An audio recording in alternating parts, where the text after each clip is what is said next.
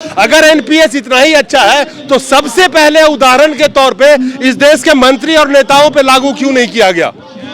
क्यों सिर्फ कर्मचारियों को लागू किया गया?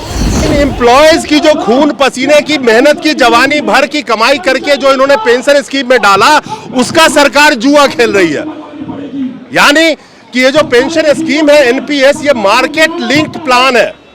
अब मार्केट लिंक प्लान का मतलब यह है कि अदानी जैसे एनपीएस का मतलब है नो पेंशन सिस्टम, न्यू नहीं, नो पेंशन सिस्टम, ये है ही नहीं। 140 करोड़ की आबादी वाले इस देश में सिर्फ 1.5% लोग सरकारी नौकरी करते हैं। अगर आप अपने बच्चों को सरकारी नौकरी पाने के लिए पढ़ा रहे हैं तो इस कंपटीशन का अंदाजा आप लगा सकते हैं कि मोदी जी के 2014 से लेकर के 2023 तक में 22 करोड़ लोगों ने सरकारी नौकरी के लिए एप्लीकेशन डाला था। मिला कितने को?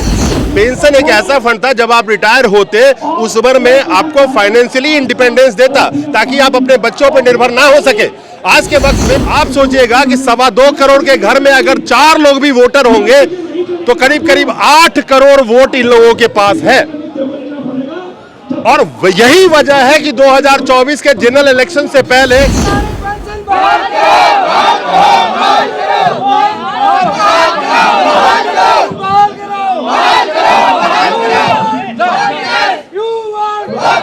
दोस्तों नमस्कार। इस देश में माँ बाप बच्चों के पैदा होते ही उससे एक बात कहते हैं कि पढ़ ले बेटा, सरकारी नौकरी मिल जाएगी, लाइफ सेट हो जाएगा। ये हर माँ बाप अपने बच्चों को कहते आए हैं। लेकिन जब हम 2023 में खड़े हैं तो ये सेंटेंस बदल चुका है। सरकारी नौकरी का मतलब सबसे बड़ी फायदा जो लोग समझते थे, जिसके लिए दिन रात मेहनत करते थे, वो था रिटायरमेंट के बाद फाइनेंशियल इंडिपेंडेंस। जब कोई आदमी अपने वर्किंग लाइफ से रिटायर हो जाता है तो उसको फाइनेंशियल इंडिपेंडेंस की जरूरत पड़ती है, जिसको आज खत्म किया जा रहा है। यानी ये जो खड़े हैं ये ओल्ड पेंशन स्कीम की डिमांड कर रहे हैं। ओल्ड पेंशन स्कीम को खत्म कर दिया गया, न्यू पेंशन स्कीम या नेशनल पेंशन स्कीम जिसका नाम दिया गया। अगर एनपीएस इतना ही अच्छा है तो सबसे पहले उदाहरण के तौर पे इस देश के मंत्री और नेताओं पे लागू क्यों नहीं किया गया? क्यों सिर्फ कर्मचारियों को लागू किया गया? आप लोग किस डिपार्टमेंट से बिलोंग कर रहे हैं? आज बहुत बड़ा यहाँ प्रोटेस्ट चला है जिसमें रेलवे भी है, अलग अलग संस्थाएं भी हैं। आप किस संस्था से आए हैं? हम सफदरजंग हॉस्पिटल से आए हैं, हम हेल्थ सेक्टर के आदमी हैं। एनपीएस और ओपीएस की ये जो एक मुद्दा है आज के डेट में पॉलिटिकली भी बहुत हॉट है। विपक्ष के कई राज्यों में ओल्ड पेंशन स्कीम को रिवर्स किया गया है।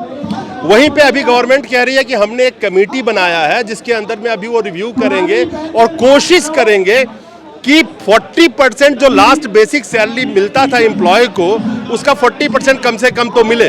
हालांकि ओल्ड पेंशन स्कीम में 50% तो मिनिमम मिलना तय था। तो आखिर ऐसा क्या है? क्या लगता है कि इस कमेटी के सुधार से कुछ सुधार होगा?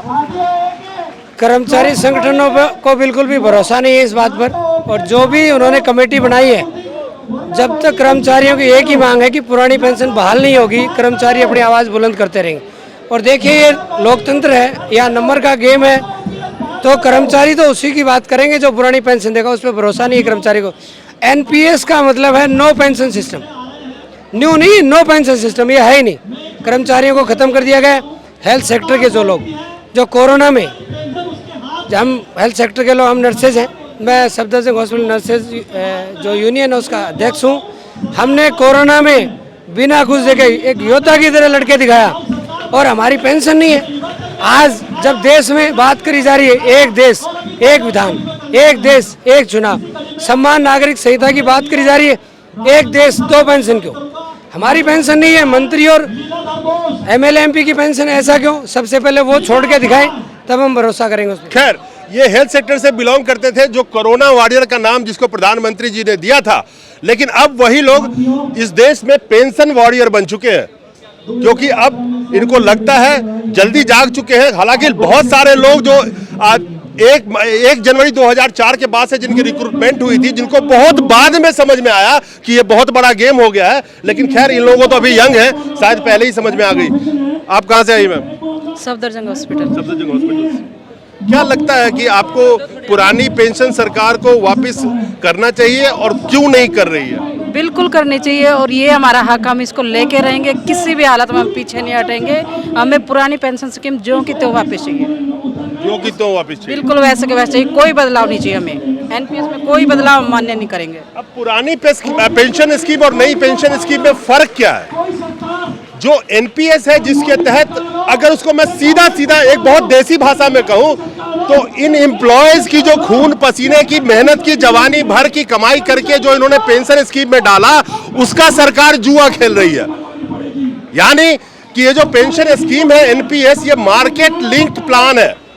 अब मार्केट लिंक प्लान का मतलब यह है कि अदानी जैसे 12-12 लाख करोड़ का घपला घोटाला कर दे तो इनका पेंशन फिक्स नहीं है। यानी कि 10% बेसिक सैलरी का इनसे लिया जाता है, 14% सरकार उसमें डालती है। सरकार 14% जो डालती है और इनका 10% अगर जोड़े तो उसको कॉर्पस फंड के अंदर में रखा जाता है। उस फंड का होता क्या है? उस फंड का इस्तेमाल होता है, उस फंड को लगाया जाता है मार्केट में, यानी कि शेयर मार्केट में। उससे जो डिविडेंड आएगा अगर आ गया तो उसके हिसाब से पेंशन मिलेगा। यानी कि जिसकी 30,000 पेंशन है उसको 4,000 पेंशन भी मिल सकती है, 3,000 भी पेंशन मिल सकती है। लेकिन वही पुरानी पेंशन स्कीम के हिसाब से इतना तो गारंटी था कि 30,000 इनकी अगर लास्ट जोन सैलरी थी, बेसिक सैलरी, तो 15,000 रुपए इनके हाथ में जेब में आते। मोटा मोटा थंब रूल यही है। क्या कह रहे हैं आप बताइए? यही है सर, ये तो इंसाफ की लड़ाई है और देश में कई तरह के सिस्टम हैं। मोदी जी कहते हैं कि काहे का इंसाफ मेरे भाई? अगर इतना बड़ा न्यू पेंशन स्कीम में बेनिफिट था तो मंत्री और नेता को क्यों नहीं दे रहे? तो क्या इंसाफ हो रहा है? यही तो कह रहा हूँ, जस्टिस की लड़ाई है। ओपीएस आते हैं ना, एनपीएस में तो जस्टिस है नहीं। मोदी जी कहते हैं सबका साथ सबका विकास, तो सिर्फ नेताओं का मंत्रियों का विकास क्यों, कर्मचारियों का क्यों नहीं? जो लोग अपना पूरा मन से तन से देश की सेवा में जुटे हुए हैं और कोरोना जैसी महामारी में योद्धा बन के खड़े हो गए थे, उनको पेंशन से विकास का क्या लेना देना? पेंशन एक ऐसा फंड था, सुनिए मेरी बात, पेंशन एक ऐसा फंड था जब आप रिटायर होते उस उम्र में आपको फाइनेंशियली इंडिपेंडेंस देता ताकि आप अपने बच्चों पर निर्भर ना हो सके। आज के वक्त में उन बच्चों का भी मैं दोष नहीं देता, उनको भी जिंदगी में आगे निकलना पड़ता है, चले जाते हैं आपको छोड़ के काम धंधे के तलाश में। तो आपको कम से कम ये उम्मीद नहीं होती कि वो बच्चा जब पैसा भेजेगा तब मैं रोटी आटा चावल दाल खरीदूंगा। आपने जिंदगी भर इसीलिए तो काम किया कि मैं इंडिपेंडेंस रहूं बुढ़ापे में। बिल्कुल, मैं यही बात कहना चाहता हूँ कि पेंशन से कैसे नहीं है विकास का संबंध? ओपीएस है तभी तो ये नेता, यदि ये विकास नहीं है तो ये नेता क्यों नहीं छोड़ रहे हैं? इनको एमएलए की पेंशन अलग मिलती है, एमपी की अलग मिलती है, मंत्री की अलग मिलती है, 10-10 पेंशन ले रहे हैं। यदि विकास पेंशन से संबंधित नहीं है तो सबसे पहले हमारे लीडर जो हैं, नेता हैं, वो एग्जाम्पल पेश करें कि देखो हमने छोड़ दिया तो हम भी छोड़ दें, हमने तो पहले छुड़ा ही रखा है, हमारा छोड़ क्या देंगे? तो विकास का संबंध तो है, इकोनॉमी से है। नेता के पेंशन से और मंत्री के पेंशन से अदानी का भला नहीं करवा सकते ना, वो जनता के पैसे से होगी। खैर मैं आपके पास, आप कहाँ से आई है? सफदरजंग हॉस्पिटल से। सफदरजंग हॉस्पिटल से। आप लोगों को जिंदगी देती है, यानी कि आप सब लोग, और अपने जिंदगी के उस पड़ाव में आके आप यहाँ पे खड़ी हैं जहाँ अपने जिंदगी के लिए लड़ रही हैं। क्या करें सर, अभी तो ये गवर्नमेंट वो प्रोवाइड करना ना हमें ओपीएस, तो सो हम इसलिए इधर खड़े हैं। हमारा ये मांग लेके पूरे करके जाएंगे, ये हमारा राइट है।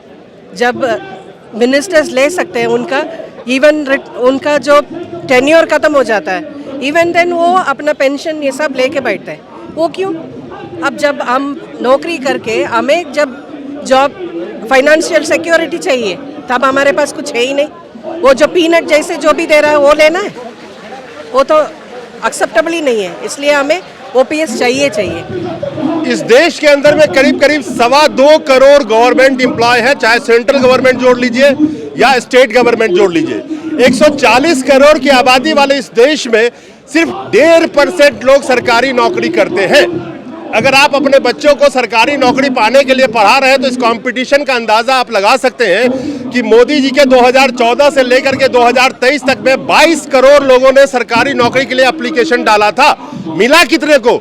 महज 7,22,000 लोगों को नौकरी मिली थी। 2.25 करोड़ लोग, करीब करीब 1,32,00,000 अलग अलग स्टेट गवर्नमेंट में और करीब करीब 75 से 80 लाख लोग अलग अलग सेंट्रल गवर्नमेंट के क्षेत्रों में। आप सोचिएगा कि 2.25 करोड़ के घर में अगर 4 लोग भी वोटर होंगे तो करीब करीब 8 करोड़ वोट इन लोगों के पास है। और यही वजह है कि 2024 के जनरल इलेक्शन से पहले सरकार ने एक कमेटी बनाई और कहती है कि कम से कम 40% इनको पेंशन मिले, उसकी हम कोशिश कर रहे हैं। लेकिन क्या कोई एहसान कर रहे हैं इन एम्प्लॉयों पे? कहां से आए आप? हम सफदरजंग हॉस्पिटल से नर्सेज हैं। सरकार एक कमेटी बना रही है, हाँ जी। वो कह रही है कि हम रिव्यू कर रहे हैं, कोशिश कर रहे हैं कि 40% पेंशन कम से कम तो मिले। ये कौन सा एहसान करेगी अगर दे देगी तो, और देगी कि या नहीं देगी अभी ये श्योर नहीं है। अभी ये श्योर नहीं है, लेकिन एक चीज़ हम कह सकते हैं कि जो हम पुरानी पेंशन बहाली का जो आंदोलन 2004 से लागू हुई थी, उसके बाद से हम आंदोलन कर रहे हैं, उसको देखते हुए गवर्नमेंट बैकफुट पे तो आ गई, क्योंकि उन्होंने अभी ये प्लान किया कि हम एक कमेटी बनाएं, हम उसको रिव्यू करें। उससे पहले ऐसा कुछ गवर्नमेंट ने सोचा भी नहीं था कि वो आंदोलन हम लोग यहाँ पे आके करते, वो हमें इग्नोर कर देते।